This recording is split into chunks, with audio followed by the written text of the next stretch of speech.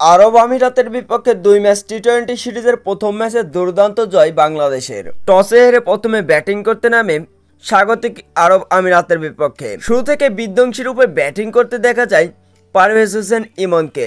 একের পর এক 4 ছক্কা শারজার গ্যালারিতে, সেই সাথে সাথে তুলে নিয়েছেন ক্যারিয়ারের প্রথম 100। বাংলাদেশি ক্রিকেটারের মধ্যে তামিম ইকবালের পরে প্রথম ক্রিকেটার হিসেবে আন্তর্জাতিক টি-20 ক্রিকেটে সেঞ্চুরি হাঁকালো পারভেজ হোসেন ইমন, যার সুবাদে নির্ধারিত 20 ওভারে অবশ্য 7 উইকেট হারিয়ে 191 রান করে বাংলাদেশ ক্রিকেট টিম।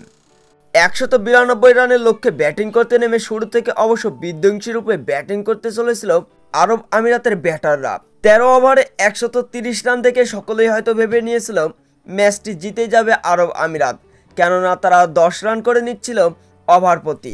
এরপরে খেয়ে হারিয়ে ফেলে আরব আমিরাতের ব্যাটসম্যানরা একের পর এক উইকেটের পতনে পরে 7 ওভারে মাত্র 34 রানই করতে সক্ষম হয় আরব আমিরাত ক্রিকেট টিম, যার ফলে বাংলাদেশ ক্রিকেট টিম তারা 27 রানের বিশাল এক জয় পায় আরব আমিরাতের বিপক্ষে নিজেদের প্রথম ম্যাচে। আরব আমিরাতের বিপক্ষে এই দিন দুর্দান্ত বোলিং করেছেন মুস্তাফিজুর রহমান, হাসান মাহমুদ এবং তানজিদ সাকিব।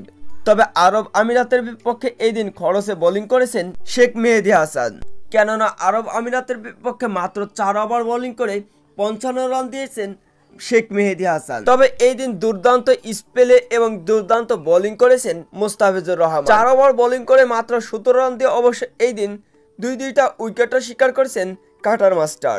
দিল্লি ক্যাপিটালসের টিমে যোগ দেওয়ার আগেই অগ্নিঝরা বোলিং দেখালেন মুস্তাফিজুর রহমান। তবে আরব আমিরাতের বিপক্ষে এই দিন ম্যান অব দ্য ম্যাচ নির্বাচিত হয়েছেন পারভেজ হোসেন ইমন, কেননা মাত্র 53 বলে এই দিন 9টি ছক্কা এবং 5টি চারের সাহায্যে সেঞ্চুরি হাঁকিয়েছিলেন এই দিন পারভেজ হোসেন ইমন।